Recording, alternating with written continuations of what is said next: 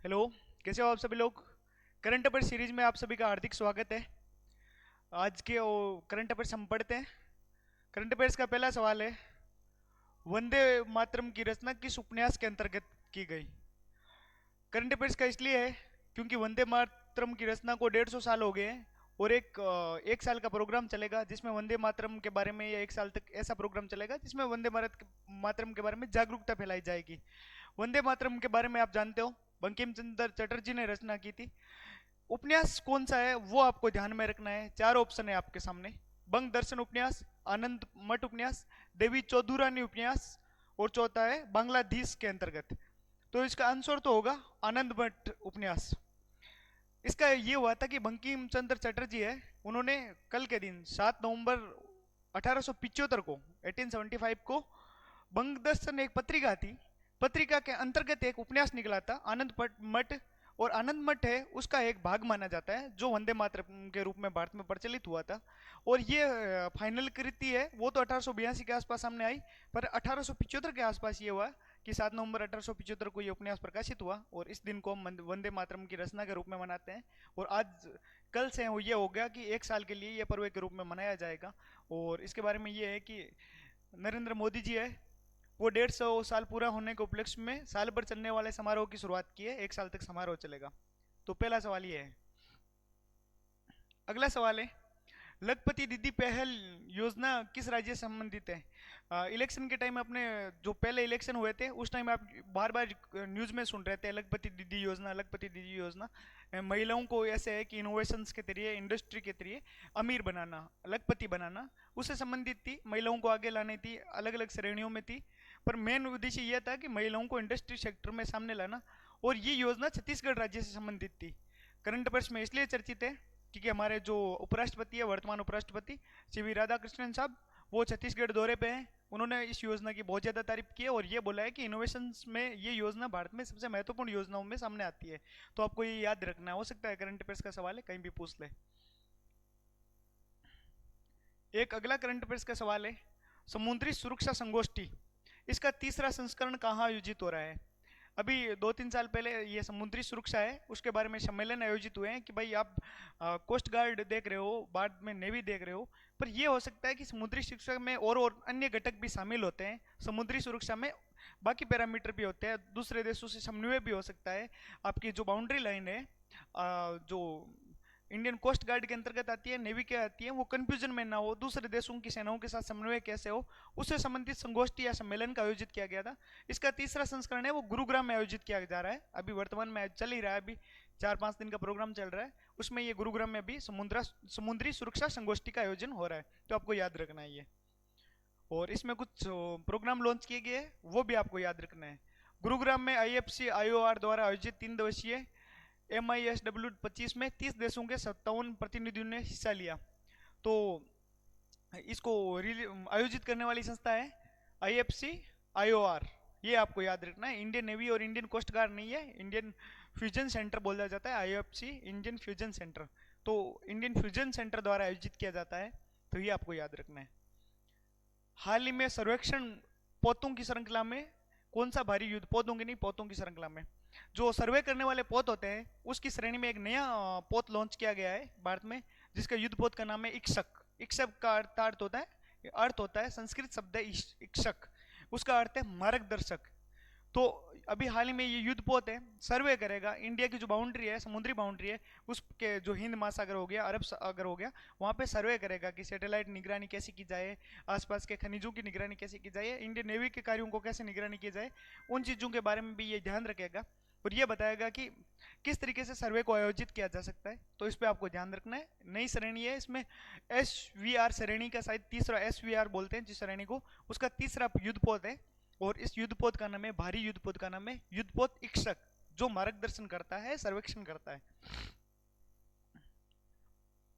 इसमें आपको श्रेणी का नाम है SVL श्रेणी, सर्वेक्षण पोत। SVR नहीं है, SVL श्रेणी का तीसरा युद्धपोत है, तो वो आपको ध्यान रखना है। अगला एक महत्वपूर्ण सवाल है, द ग्रेट मार्च का संबंध किस राजनेता से है, किस नेता से है। चार ऑप्शन है आपके सामने, महात्मा गांधी, जवाहरलाल नेहरू, सुभाष चंद्र बोस और अब्राहम लिंकन। अब्राहम लिंकन की यात्रा प्रसिद्ध यात्रा हुई थी, उसका नाम अलग है। ये यात्रा ग्रेट मार्च का संबंध है महात्मा गांधी ने। हुआ यूं था, जब आज है 7 नवंबर को ग्रेट मार्च में जो महात्मा गांधी की जीत हुई, इस वजह से ये करंट अफेयर्स है। कहानी ये थी कि जब दक्षिण अफ्रीका था, अफ्रीका का एक दक्षिणी देश था, उसमें ब्रिटिश सरकार थी, उपनिवेश था दक्षिण अफ्रीका। और उसमें यह था कि वहाँ की सुप्रीम कोर्ट ने एक फैसला सुनाया कि ईसाई रीति रिवाज के अलावा किसी भी तरीके से जो विवाह होते हैं वो अवैध घोषित किए जाएंगे, और उन विवाहों पे अवैध घोषित तो किए ही जाएंगे, प्लस उनके पास एक टैक्स लगाया जाएगा, 3 पाउंड के अतिरिक्त टैक्स लगाया जाएगा किसी भी श्रेणी में विवाह करवाए जाएंगे। उनका मुख्य उद्देश्य यह था कि वहां पे बसने वाले जो प्रवासी व्यक्ति है, वैध हो या अवैध हो, उनकी जो संपत्ति है वो फ्रीज करना और आगे आने वाली जनरेशन से संपत्ति छीनना। तो इस मामले में महात्मा गांधी ने नेतृत्व किया, और इन्होंने जो वहाँ की नटवाल जो राज्य था, नटवाल था, उसकी सरकार को घुटनों पे ला दिया था। उन्होंने नटाल से ट्रांसवाल की यात्रा की। जब आप सुनते हो कि नटाल क्या होता है, नटाल कांग्रेस की स्थापना की, तो उन्होंने ट्रांसवाल से नटाल की यात्रा की, और वहां पे इन्होंने ये साबित किया कि महात्मा गांधी सत्याग्रह के मार्ग पे पहली बार महात्मा गांधी ने सरकार के घुटने टिकाए थे। और ये मार्च को बोला जाता है, नटाल से ट्रांसवाल वाले जो मार्ग को बोला जाता है, वो द ग्रेट मार्च बोला जाता है। ग्रेट मार्च हुआ तो नवंबर में था, 7 नवंबर 1913 को महात्मा गांधी को जीत मिली, और इस दिवस को हम करंट अफेयर्स के रूप में आज याद करते हैं, इस वजह से कि ग्रेट मार्च क्यों पॉपुलर हुआ था। महात्मा गांधी की जीत पहली बार सत्याग्रह के रूप में किस प्रकार हुई, और महात्मा गांधी दक्षिण अफ्रीका के साथ साथ भारतीय राजनीति के एक बहुत बड़े नेता बन गए थे, उसका कारण ये द ग्रेट मार्च रहा था। अगला सवाल पढ़ते हैं। हाल ही में न्यूयॉर्क शहर के मेयर में कौन से भारतवंशी चुने गए? भारतवंशी ऐसे है कि ये 200 साल पहले ये युगांडा शिफ्ट हो गई थी इनकी फैमिली, जो चुने गए हैं। अब ऑप्शन पढ़ो, जोहरान ममदानी है, पहला ऑप्शन ही आंसर है इसका, जोहरान ममदानी है, वो न्यूयॉर्क के शहर के है, वो मेयर चुने गए हैं। 32 वर्षीय जो जोहरान ममदानी है, उनका परिवार 200 साल पहले है वो युगांडा शिफ्ट हो गया था, और युगांडा से ये लगभग 170-80 साल पहले, 20-30 साल पहले यूएसए में शिफ्ट हो गए। वहां से शिफ्ट होके ये व्यक्ति है वो 30 साल की उम्र में, 32 साल की उम्र में न्यूयॉर्क के मेयर बने। इनके सामने ये थे कि ट्रंप के उम्मीदवार भी थे, दूसरी पार्टी के उम्मीदवार भी थे। पूर्ववर्ती मेयर थे एंड्रू कुमो, बहुत ताकतवर उम्मीदवार थे। फिर भी उन्होंने मोटिवेशन, इनसे मोटिवेशन लिया जा सकता है कि इन्होंने लोगों से कनेक्शन बिठाया, और ऐसा बोला जाता है कि इन्होंने पर्सनल टच या व्यक्तिगत सर्वे के आधार पर 10 लाख लोगों से संपर्क स्थापित किया। शुरुआती टाइम में इनका सर्वे में यह था कि इनके पास 0% या 1% मतदाता इनके साथ थे, फिर भी उन्होंने 51-52% मत हासिल किए और अभी जीत हासिल की। इनके सामने थे एंड्रू कुमो, और 2 ऑप्शन आपके सामने दिखेंगे, गजला हाशमी और आफ्ताब पूरेवाल। गजला हाशमी है वो न्यू जर्सी, ये भी भारतीय, ये दोनों गजला हाशमी और आफ्ताब पूरेवाल है। गजला हाशमी है वो न्यू जर्सी प्रांत है, उसकी गवर्नर चुनी गई है, उप गवर्नर चुनी गई है। और आफ्ताब पूरेवाल है वो ओहियो प्रांत के उप गवर्नर चुने गए हैं। 3 भारतीय है वो भारतवंशी चुने गए। इसमें सबसे इंपॉर्टेंट जोहरान ममदानी है, हो सकता है कहीं सवाल पूछ ले तो आपको याद रखना है, जोहरान ममदानी है, ये न्यूयॉर्क के मेयर चुने गए, भारतवंशी है। अगला सवाल है, इजी सा है। राजस्थान विश्वविद्यालय का पूर्ववर्ती नाम क्या था? सबको पता है, राजपूताना विश्वविद्यालय। नेक्स्ट सवाल है आज का, ये पेरिस मास्टर का खिताब किस खिलाड़ी ने जीता? तो इसका आंसर होगा जेनिक स्पिनर। तो आपको अल्कारेज नहीं करना है, जेनिक स्पिनर है, जेनिक शिनर नाम है इनका, जेनिक शिनर ने वो पेरिस मास्टर का खिताब जीता है। अभी आज स्वच्छ सर्वेक्षण पब्लिश हुआ है। स्वच्छता का जो सर्वेक्षण होता है, आवासन और शहरी मामले का जो मंत्रालय होता है, वो स्वच्छ सर्वेक्षण आयोजित करवाता है, हर वर्ष आयोजित करवा देता है, हर साल आयोजित करवाता है। उसमें किस शहर को सबसे गंदा शहर या अस्वच्छ शहर घोषित किया गया था? आपके सामने 4 ऑप्शन है, सूरत, नवी मुंबई, मदुरै और दिल्ली। इसमें मदुरै को सबसे अस्वच्छ शहर का खिताब दिया गया है। खिताब क्या उनको अस्वच्छ शहर घोषित किया गया है, खिताब तो क्या ही होगा ये।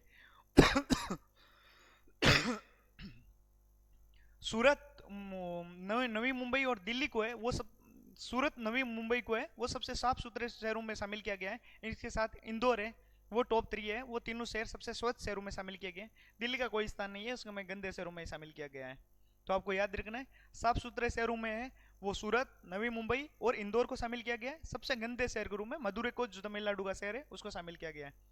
सिटी ऑफ 1000 टेम्पल्स के नाम से प्रसिद्ध है, 1000 मंदिरों का शहर के नाम से कौन सा प्रसिद्ध है? आपके सामने 4 ऑप्शन है, मदुरई, तंजावुर, कांचीपुरम, उज्जैन। तंजावुर और कांचीपुरम में, यह तीनों में भी कंफ्यूजन हो सकता है, पर इसका आंसर होगा कांचीपुरम। कांचीपुरम है वो मंदिरों के शहर के रूप में विख्यात है, और 1000 मंदिरों के जो शेर के रूप में विख्यात है। इसमें यह हो गया कि इसमें सबसे प्रमुख योगदान है वो पल्लवों से स्टार्ट हुआ था, और चोल काल के साथ ये हो गया कि आर्ट एंड कल्चर में मंदिर स्थापत्य के मामले में ये शहर बहुत प्रसिद्धि पा चुका था। इस वजह से ये सिटी ऑफ 1000 टेम्पल्स के नाम से प्रसिद्ध है। अगला सवाल है, भारतीय रसायन विज्ञान के जनक किसे कहा जाता है? भारत में जो केमिस्ट्री है उसके केम साइंस के जो जनक है वो किसे जाना जाता है? उसका आंसर होगा प्रफुल्ल चंद्र रे है। वो भारत में केमिस्ट्री या रसायन विज्ञान के जनक के रूप में जाना जाता था। शुरुआती केमिस्ट्री में जो रसायन विशेषज्ञ थे उसमें प्रफुल्ल चंद्र राय या रे का बहुत बड़ा योगदान माना जाता है। रसायन विज्ञान के पिता में या रसायन विज्ञान के जनक के रूप में इनको नाम जाना जाता है, तो आपको याद रखना है। अंतर्राष्ट्रीय फिल्म महोत्सव किस राज्य में आयोजित किया जाता है? इंटरनेशनल फिल्म फेस्टिवल है वो किस राज्य में आयोजित हो रहा है? आपके सामने चार ऑप्शन है, गोवा, महाराष्ट्र, कर्नाटक, तेलंगाना। महाराष्ट्र इसलिए आपको कंफ्यूज कर सकता है, हो सकता है मुंबई में हो, पर आपको हमेशा ये याद रखना है अंतर्राष्ट्रीय फिल्म महोत्सव है वो गोवा में आयोजित होता है। हर बार यही होता है इसमें ट्रेंड। अभी गोवा के पणजी में वो अंतर्राष्ट्रीय फिल्म फेस्टिवल आयोजित हो रहा है, तो आपको ये याद रखना है। अंतिम सवाल, हाल ही में जो अंतर्राष्ट्रीय सहकारी समितियां हैं उनकी ग्लोबल रैंकिंग जारी की गई है। अंतर्राष्ट्रीय जो सहकारी समितियों की जो वैश्विक सूची है वो जारी की गई है। उसमें पहला और दूसरा स्थान है, वैश्विक समितियों में भी पहला और दूसरा स्थान है वो भारत की दो सहकारी समितियों को मिला है। आपको ये याद रखना है कि अमूल को वैश्विक स्तर पर पहला स्थान मिला है और इफ्को है उसको दूसरा स्थान मिला है। इसका आंसर होगा अमूल और इफ्को। चारों ऑप्शनों को इसलिए पढ़ना है कि जब भी आप किसी भी एग्जाम का मेंस दोगे तो आपके सामने कोऑपरेटिव सोसाइटी के एग्जांपल्स आते हैं कि कौन कौन सी कोऑपरेटिव सोसाइटीज होती है। तो भारत में जैसे पॉपुलर होगी महिला गृह उद्योग, एक क्रिबको कृषि जो संयंत्र है उनसे सम्मिलित कोऑपरेटिव सोसाइटी वो हो गई, एक क्रेडिट यूनियन। तो बट इनमें आंसर तो होगा अमूल और इफ्को, पर आपको तीन ऑप्शन ये भी याद रखना है कि कोऑपरेटिव सोसाइटी रूप में एक महिला गृह उद्योग भी पॉपुलर है, एक क्रिबको भी पॉपुलर है और एक क्रेडिट यूनियन भी पॉपुलर है। तो आपको ये ध्यान रखना है कि आज के करंट अफेयर्स में ठीक ठाक तरीके से इतने ही सवाल इंपॉर्टेंट थे। कुछ और सवाल हो गए कि तो आप टेलीग्राम पे जुड़ सकते हो। ठीक है, धन्यवाद।